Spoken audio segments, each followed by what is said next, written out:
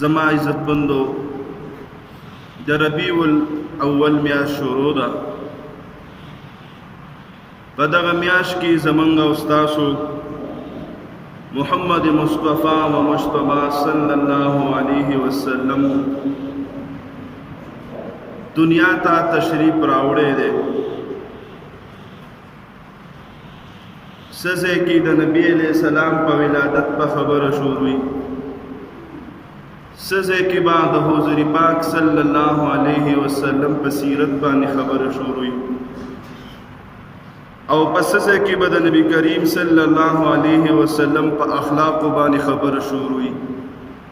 او پس سزه کې به د نبی علیہ السلام په مبارک تعلیمات باندې بیان شروع، چې زمون او ستاسو دا ټولې جبې را یوځای شي هم د حضور پاک صلی الله علیه وسلم هغه تعریف موږ نشو پوره کولی. بعد از خدا بزرگی تو یہ قصہ مختصر دا چې قرآن شریف کی اللہ فرمائی ورفعنا لک ذکرک، ہزاروں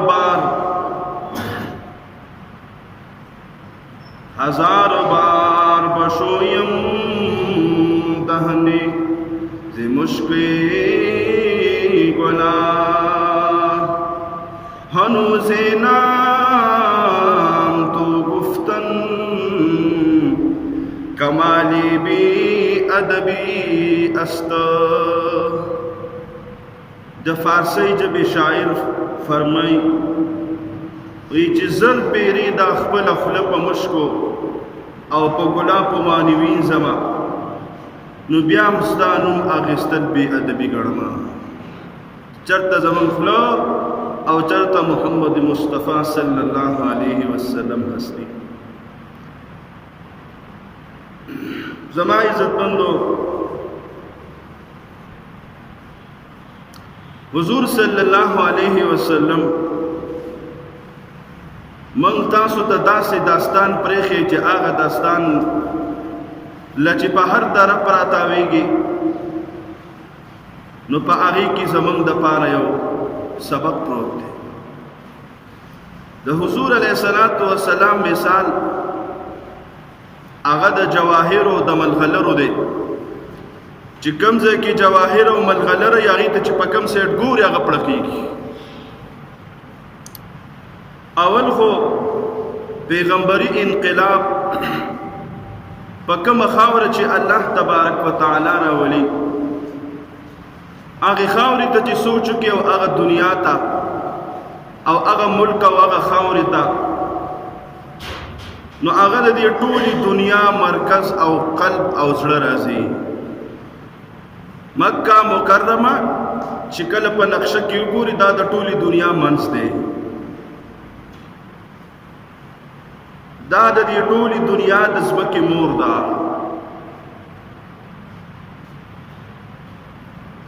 بل دغه داسې ځمکه ده چې د دې په مقابله کې د روم او د کیسر غونته کې بادشاهان او علاقې او ملکونه پراته او د فارس چې په هغې کې حکومتونه چلیدل، هغې کې یو قانون چلیده، هغې کې سهولیاتو، او چې کله د دغې مکې په ځمکه باندې نظر واچې نو د مکې ځمکه سیوی د دغې نه هغه وخت کې نه وه لکه چوکا او زناور، بس یا یس او یا نو، دو خبرې وې پکې. په دغه ځمکه باندې تعلیم نه و، په دغه ځمکه باندې قانون نه و، په دغه ځمکه باندې چا حکومت غوښتل نه و چې یاره زه دلته حکومت وکړم، حکومت یې نه غوښته. د هغې د دغې معاشرې نه دونه دغه خوشه ملکونو والا هغه د دې نه بیزار او چې یاره په دې ملک باندې موږ د سره او په دې علاقه باندې موږ د سره بادشاهي کول نه غواړو. ولی چې دغه خلک دي جنګجو ډېر زیات جنگ جګړې واقعاتو کې راځي کنه چې په یو غلط کار باندې او په یو کار باندې به سلسل کال یو بل سره دشمنی ساتله او ناپوهه دومره و چې یو کس په وغځوله ویل به څوک شته چې راشي زما دا خپه کټ بل به راغې خپه به یې وله کټ کړ په هغې به سل کاله دوی بیا دشمني ساتله د یوې خپې په بدل کې به په سوونې مړي دوی کول یو بل کې داسې ځمکه وه چې نه پې فصل و زرخیز هم نه وه اوبو والا هم نه وه نو خاوشا ملکونو به ډېر په کم نظر دی ته کتل چې دلته څه دي دشته ده بادشاهي په څه شي کې دلته نه موږ ته څه فایده ده خلک یې هم دغه خلک دی ځمکې هم دغه ځمکه ده تعلیم هم پکې نشته خو چې کله نبی کریم صلی الله علیه وسلم الله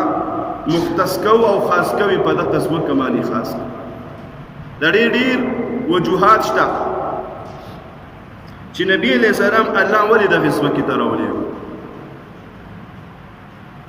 په دغه ځمکه باندې چې کومې ځمکې وي اکثر د شګو نه ډکې وي ریت والا او د ګرمۍ نه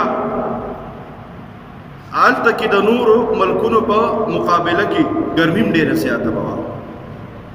نو مشکلات پکې ډېر زیات وو نو نبی علیہ السلام د راتلو مقصد دغلته دغه هم و چې دوی دا سخت برداشت کوي او دین زده کې او بل ځای ته دا دین خورایي نو دوی ته به نورې سختې ډوله مشکلې نه ښکاري چې یو سړی د ګرمۍ عادت دی یو سړی د تندې عادت دی یو سړی د کم خوراک عادت دی او هغه ته ولیکي داسې یوې علاقې ته چې هلته اوبه هم شته یا هلته اوبه د سره شته دی نه او دی لاړې دی د مخکې نه عادت دی پروا به نه یو علاقې ته ولیکه هلته د رزق کمی دی په مشکله ملاویږي دوی مخکې نه عادت دی پروا نشته نو دا مشکل ځای ته نبی علیہ السلام راتلل دی دپاره چې دا خلک د مشکلاتو سره مخ دي که دین دوی ته میلاو شي نو دوی به که دین خورئ نو مشکلات به دوی ته څه پرابلم نه جوړېږي چې یاره موږ دین نشو خوړولی هلته ګرمي ده هلته یخني ده بله وجه په دې کې دا وه چې دې خلکو ته فصاحت او بلاغت د عربی ژبې د دوی خپله یوه ملکه ده دې عربو کې داسې شاعران تیر شوي دي چې زمونږ عالمانو د هغوی هغه شاعري راغیستې او کتابونه یې لیکلي اگر چې هغه شاعري د دین دپاره نه ده هغې کې د لیلا او د مجنون واقعات هم بیان شوي لیکن الفاظ دومره بهترین الفاظ دي چې علما وایي چې دا زده کوي تاسو ته به په علم کې په کار راځي نو فصاحت او بلاغت ته دغه خلکو په ژبه باندې زیاتو او هغوی به فخر هم ګڼه نو وایي چې داسې د فصاحت او د بلاغت والا ته یو دین حواله کړی شي نو وایي چې دوی به په ټوله دنیا کې د دین دعوت ښه ورکولی شي خلکو له ولی چې د عربی ژبې ماهران دي او دین هم کومه ژبه کې راغی عربی کې بله وجه په دغه کې دغه وه چې نبی کریم صلی الله علیه وسلم په داسې وخت کې تشریف راوړی چې قرآن کې الله فرمایي په سورت مائده کې فرمایي چې د ډیرو رسولانو نه پس ما رسول ذکر راولېږه چې تاسو له په ورځ د قیامت باندې په الله باندې دلیل پاتې نشي چې موږ له څوک بشیر او نذیر نه راغلی نو واقعي چې داسې وخت و چې د پیغمبرانو سلسله ختمه شوې وه او کم او زیات د عیسی علیه السلام 1500 کاله تیر شوي موږ ته شپه ورځې بیانونه کیږي عالمان لګیا دي تبلیغ والا لګیا دي په سوشل میډیا باندې د مولیانو خولې ستړي شو او موږ عملونه داسې دي چې د پیسې نه دي نو چې 1500 کاله راته څوک بیانونه کوي پتا به څه تېرېږي موږ به څه جوړي موږ ته شپه ورځې لګي موږ بیا هم دغه حال دی او چې لا 1500 چې زه وایم چې 2 کاله هم داسې تېر شو چې چا ته د دین خبره وانه اورېده که نه په بله باندې به هغه بیا روان شوي اوس کوي عمل کې نه راولو منو خو صحیح کړه هغه خلک منلو ته هم نه و تیار حضور پاک صلی الله علیه وسلم داسې یو تاریخ په دغه ځای کې خپل پرېښودو چې عیسایان ته راونیسه او ورته ووایه چې د عیسی علیه السلام تاریخ مونږ ته بیان کړه. بس دغه به درته ووایي چې د بیبي مریم زوی او دا او هغه یو څو خبرې نور دله جواب نشي درکولی. یهودیان راونیسئ وی د موسی علیه السلام تاریخ بیان کا. د موسی علیه السلام څه تاریخ دی؟ درته به وایي یاره بس پیغمبرو تورات کتابو اخوا په کومه ورځ پیدا شوی و، مخ مبارکي څنګه و، ګیره مبارکي څنګه وه، دندان مبارکي څنګه و، ویښته مبارکي څنګه و، اخلاق مبارکي څنګه و، کردار مبارکي څنګه و. هغوی به وایي چې مونږ ته پته نشته.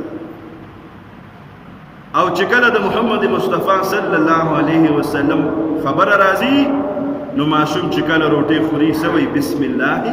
وعلى برکت الله. وایي چې دا ولې وی دا د حضور صلی الله علیه وسلم طریقه ده.